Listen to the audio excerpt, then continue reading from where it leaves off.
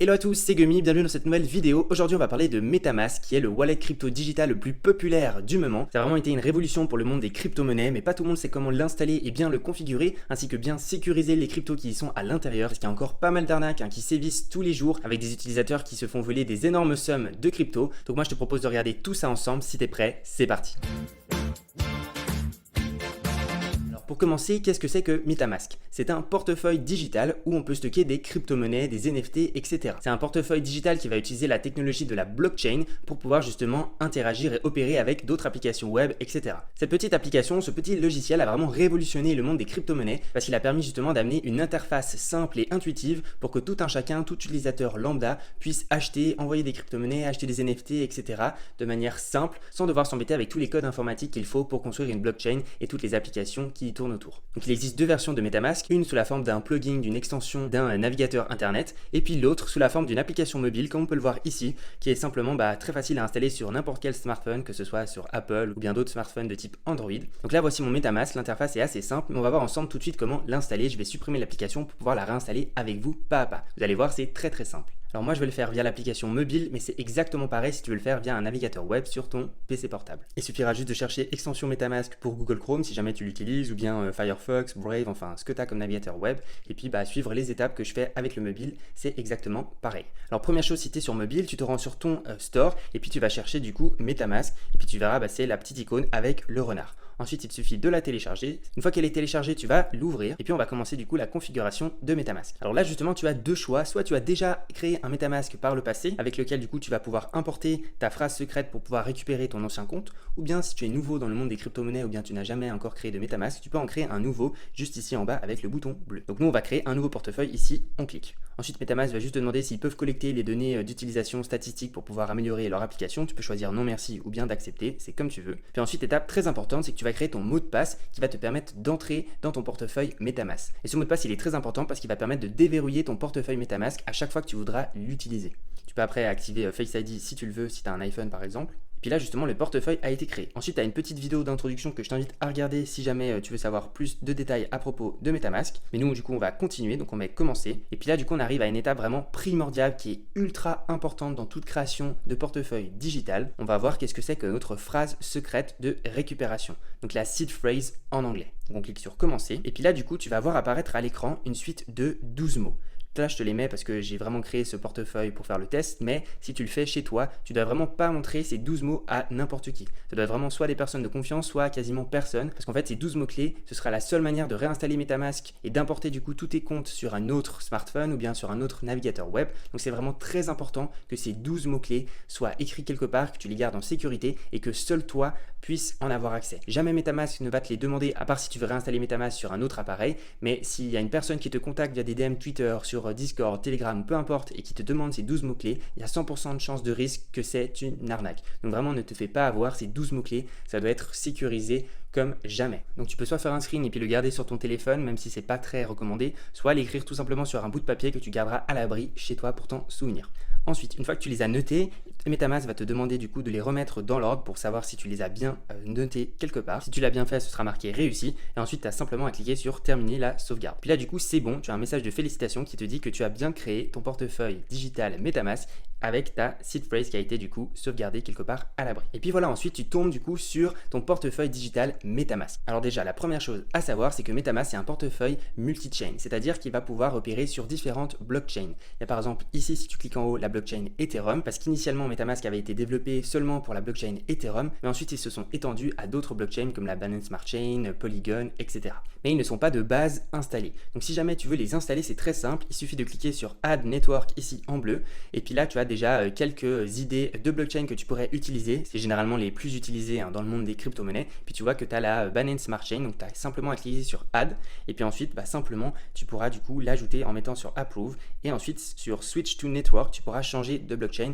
Et comme tu peux le voir ici, on a changé la blockchain. Maintenant c'est les BNB qui sont la monnaie de base, alors qu'avant quand on était sur Ethereum, c'était du coup les Ethers qui étaient la monnaie de base, comme on peut le voir ici. Ensuite, tu peux voir qu'il y a marqué Account 1, donc c'est le compte numéro 1. Tu peux en fait créer plusieurs comptes. Il te suffit de cliquer ici sur créer un nouveau compte. Puis là, du coup, ça va t'en créer un deuxième. Tu peux ensuite, si tu le veux, renommer ton compte avec un nom du coup différent, si tu en as envie. Alors, l'utilité de ces comptes, c'est que du coup, tu vas pouvoir utiliser un compte pour une telle transaction. Par exemple, si tu veux un compte dédié aux NFT, tu vas pouvoir faire, je sais pas moi, sur ton compte numéro 1, du coup, un compte pile pour les NFT. Donc, tu peux le renommer NFT. Si tu veux un autre compte simplement pour garder tes crypto-monnaies à l'abri, tu peux l'appeler par exemple coffre, où tu vas garder la majorité de tes crypto-monnaies.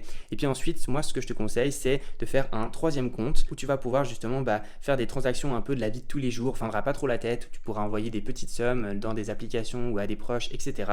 Comme ça, tu gardes pas tous tes œufs dans le même panier. Comme ça évitera si jamais il y a une faille et puis qu'on te vole tes crypto-monnaies, qu'on ne puisse pas accéder à l'ensemble de toutes tes crypto-monnaies sur un seul compte, mais qu'elles soient bien réparties sur différents comptes. Ensuite, comme tu peux le voir, c'est divisé en deux. Tu as soit tes jetons, donc toutes tes crypto-monnaies, par exemple ici de l'Ether, soit tu as aussi la section des NFT. Par exemple, si tu disposes de certains NFT, tu peux aussi les ajouter directement dans ton portefeuille MetaMask. Tu n'as qu'à activer la fonction de détection des NFT dans les paramètres. Donc tu cliques simplement sur le lien en bleu. Ici en bas, tu devras du coup activer ces deux onglets pour pouvoir détecter automatiquement tes NFT. C'est vraiment très utile parce que des fois, quand il faut rajouter le contrat spécifique de l'NFT, c'est pas toujours évident. Tandis que là, ce sera automatiquement détecté. Ensuite, tu as ce qu'on appelle ta clé publique. C'est l'adresse que tu vois ici. Alors, elle est un peu masquée par les trois petits points, mais tu peux la copier simplement sur ton smartphone ou bien sur ton navigateur web. Cette clé publique, c'est comme si c'était ton adresse email. C'est une adresse du coup que tu vas devoir partager à tes contacts ou bien à d'autres personnes qui voudraient t'envoyer des crypto-monnaies. Et puis, c'est la seule manière pour eux de t'identifier. Cette clé publique, tu peux la partager à n'importe qui, ne t'en fais pas. C'est vraiment quelque chose d'utile, que les autres personnes puissent justement t'identifier et t'envoyer les crypto-monnaies. Et en fait, il y a beaucoup de personnes justement qui pensent que cette clé publique, elle diffère selon les blockchains. Souvent, il y a des personnes qui vont te demander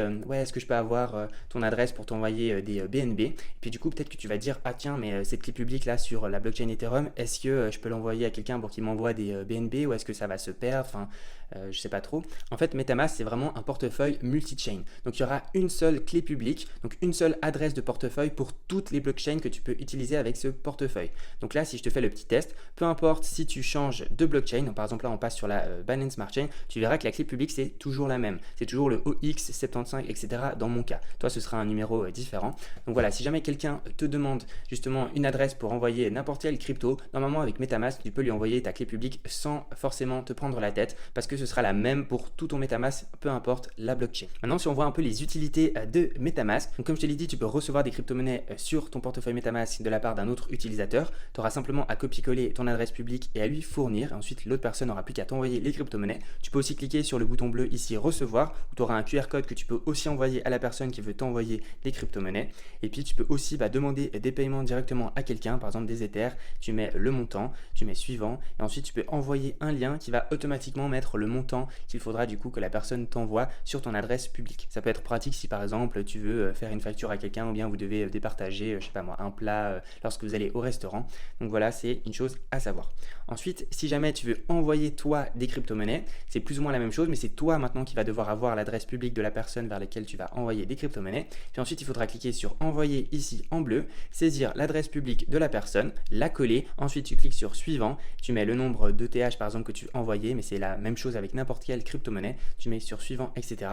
Et puis, n'oublie pas que sur les blockchains, il te faudra un minimum de la crypto-monnaie de base pour pouvoir payer les frais de transaction. Et si tu n'as pas ce minimum, eh bien, ce sera marqué fonds insuffisant et tu ne pourras pas faire la transaction. Ce n'est pas gratuit d'envoyer des crypto-monnaies, il faut quand même récompenser le réseau, le travail informatique, l'énergie qui a été dépensée pour envoyer tes crypto-monnaies à une autre personne. Donc si jamais tu n'as pas encore de crypto sur ton portefeuille MetaMask, tu peux simplement t'en envoyer via un exchange ou bien un autre portefeuille avec ton adresse publique, ou bien tu peux aussi directement en acheter dans l'application MetaMask. Et ça, c'est vraiment très pratique parce qu'ils ont justement incorporé une fonction d'exchange à eux. Ils ont leur propre exchange décentralisé, donc c'est un peu leur marché où tu peux acheter des crypto-monnaies. Tu as simplement à sélectionner ton pays. Donc moi, vu que je viens de Suisse, je vais mettre la Suisse. Ensuite, tu mets sur continuer. Et puis là, tu auras pas mal d'options vraiment très simples pour acheter des crypto-monnaies, soit via carte de crédit, de débit, soit via Apple Pay, soit via un virement bancaire. Donc par exemple, si je clique Apple Pay, je mets continuer vers le paiement, je mets le nombre d'Ethereum que je veux, je sais pas moi, je veux 200 francs d'Ether, et puis ensuite tu mettras obtenir les cotations, et puis ça va t'afficher le meilleur prix auquel tu pourrais avoir selon MetaMask les crypto-monnaies que tu aimerais. Et puis tu as tout un récapitulatif justement avec les frais qui seront affichés, c'est vraiment tout transparent. Donc voilà, c'est pas non plus 100% gratuit d'acheter des crypto-monnaies, c'est pas forcément la meilleure manière d'en acheter. Les frais vont varier selon le type de plateforme que tu vas utiliser pour faire la transaction, Et puis là, tu peux voir que pour 200 francs achetés de crypto-monnaies, je vais payer environ 8 francs de frais. Donc c'est quand même conséquent, hein, mais ça reste une bonne manière simple et rapide d'acheter des crypto-monnaies directement sur MetaMask. Après, une fois que tu as des crypto-monnaies sur ton portefeuille MetaMask, tu peux aussi directement les échanger contre d'autres crypto-monnaies. Et ça, ce sera via les différents réseaux de MetaMask avec les différents exchanges décentralisés. Donc comme tu peux le voir ici, tu as simplement à cliquer sur commencer à échanger. Tu sélectionnes la crypto-monnaie que tu as, le montant. Ensuite, tu sélectionnes la crypto-monnaie que tu aimerais, genre imaginons des USDC. Tu mets obtenir les cotations. Tu peux ensuite choisir le glissement maximal, c'est-à-dire la variation de taux qu'il peut y avoir entre le moment où ils vont te donner combien ça te coûte et puis le moment où tu vas accepter d'acheter les crypto-monnaies. Si tu veux être sûr que ta transaction s'effectue rapidement, tu peux soit laisser à 3%, soit augmenter le taux de glissement. Et si tu veux par exemple dépenser moins, je te conseille de diminuer, mais par contre ta transaction pourrait être plus lente, voire rejetée si jamais ça dépasse le taux de glissement maximal. Et puis là, tu as du coup tout le récapitulatif avec en plus les frais de transaction. Et puis ensuite, une fois que tu es satisfait, tu auras simplement à glisser pour pouvoir du coup confirmer la transaction. Alors oui, MetaMask est un wallet multi-chain, mais il n'y a pas de bridge entre différentes blockchains à l'intérieur de MetaMask. Donc si par exemple tu veux envoyer des Ethers du réseau Ethereum sur le réseau Binance Smart Chain, tu vas pas pouvoir le faire directement via MetaMask parce que sinon tes fonds seront perdus, mais tu peux le faire via d'autres plateformes comme par exemple Uniswap ou bien Binance, etc. mais pas avec MetaMask. Donc là on a vu pas mal de fonctions pour pouvoir acheter et échanger des crypto-monnaies, mais c'est pareil aussi avec les NFT. Et ce qu'il y a de super avec MetaMask, c'est que tu vas pouvoir connecter ton portefeuille digital directement via des applications décentralisées, les dénommées dApps. Et justement avec l'application mobile, c'est très simple parce que tu peux directement aller sur le navigateur web, chercher justement un projet qui t'intéresse. On peut par exemple mettre, je sais pas moi, PancakeSwap. Ensuite tu vas cliquer du coup directement sur le site et puis là du coup il va te demander automatiquement si tu veux connecter ton portefeuille MetaMask. Donc attention, il faut vraiment que ce soit des sites dans lesquels tu veux justement connecter ton MetaMask. Il ne faut pas que ce soit un petit site d'une arnaque que tu as vu traîner par-ci par-là qui te propose un certain montant. Il ne faut pas se faire avoir. Ensuite on clique sur connexion et puis là justement PancakeSwap, si ça marche avec la Binance Smart Chain, donc tu dois changer de réseau.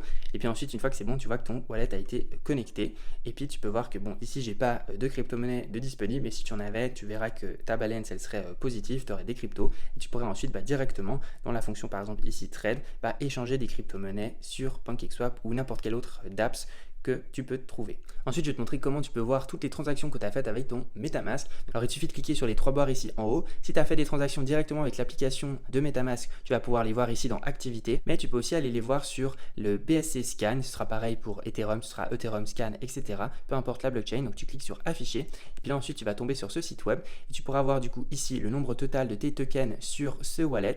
Donc, tu vois ici les différents tokens et tu vas pouvoir aussi voir ici plus bas les différentes transactions que tu as réalisées. Tu peux voir si c'est out, c'est des transactions qui sont sorties de ton portefeuille, et si c'est in, c'est des transactions qui sont arrivées dans ton portefeuille. N'hésite pas aussi à cliquer sur les différents onglets qui vont te marquer différentes transactions selon les tokens que tu auras utilisés.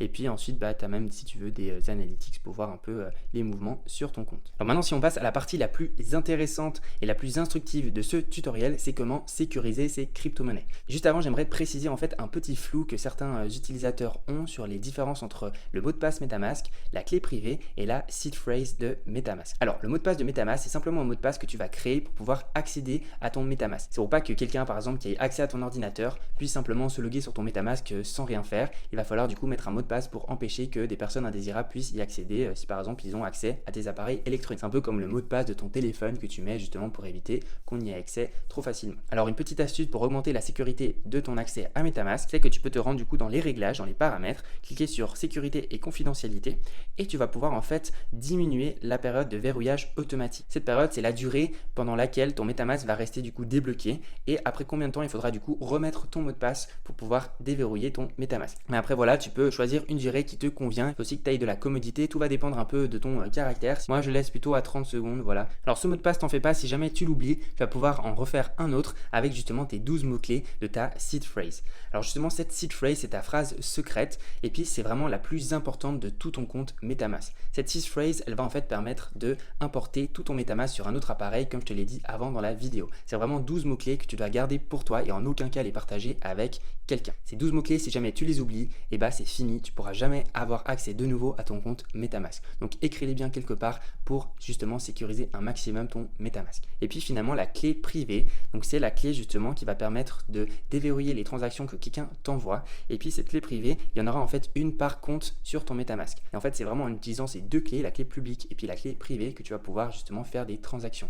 La clé publique, c'est comme une adresse email et la clé privée, c'est comme le mot de passe de ta boîte mail. Puis justement, si quelqu'un veut t'envoyer un mail ou bien des crypto-monnaies par analogie, il lui faut ton adresse email, mais toi, il te faut aussi le mot de passe de ta boîte mail pour pouvoir accéder à l'email qu'on t'a envoyé, pour pouvoir justement le lire et puis en consulter son contenu. Donc cette clé privée, il faut aussi la sauvegarder, mais si jamais tu la perds, c'est pas tout ton MetaMask que tu vas perdre, mais c'est simplement le compte qui était lié à cette clé privée. Par exemple, ici, tu peux voir que moi j'ai deux comptes, le compte 1, le compte 2, et que chacun de ces comptes a une clé privée qui est différente. Alors si jamais tu veux récupérer ta clé privée et puis la sauvegarder, il te suffit d'aller dans Paramètres, Sécurité et Confidentialité, puis ensuite tu verras ici en bas, c'est afficher la clé privée pour le compte numéro 1.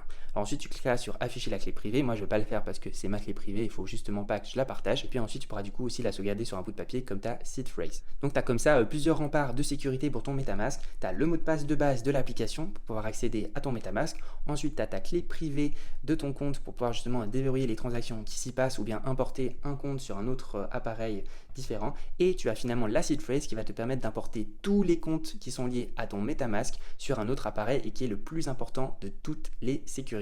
Une autre astuce pour pouvoir augmenter la sécurité de ton MetaMask, c'est de le lier à un wallet physique. C'est par exemple une clé USB qui va pouvoir contenir tes crypto-monnaies. Au lieu de les stocker sur un navigateur web ou bien sur une application mobile de ton smartphone, tu vas pouvoir stocker tes cryptos directement sur cette clé USB physique. Tu as par exemple la marque Ledger ou bien ta Trésor, enfin peu importe, et puis tu peux justement les lier à ton MetaMask. Et ça c'est vraiment très intéressant. Il te suffit de cliquer sur ton compte et puis ensuite tu verras ici connecter un portefeuille matériel. Tu cliques ensuite dessus et ensuite tu as tout un petit tutoriel à faire. C'est vraiment très simple. Tu devras du coup scanner un QR code spécial, puis ensuite tu pourras avoir du coup ton wallet physique connecté avec ton MetaMask. Ça c'est très pratique parce que pour n'importe quelle transaction, tu vas devoir du coup valider sur ta clé physique, puis ça va permettre de rajouter une sécurité en plus. Alors attention, c'est pas parce que tu as relié une clé Ledger par exemple avec ton MetaMask que toutes les transactions qui seront faites seront du coup protégées parce que les cryptos sont soi-disant stockés sur la clé USB. Parce qu'en fait, il faut savoir que du moment que tu donnes accès, que tu signes une permission sur un site web avec ton MetaMask, qui est du coup relié à ta clé Ledger par exemple,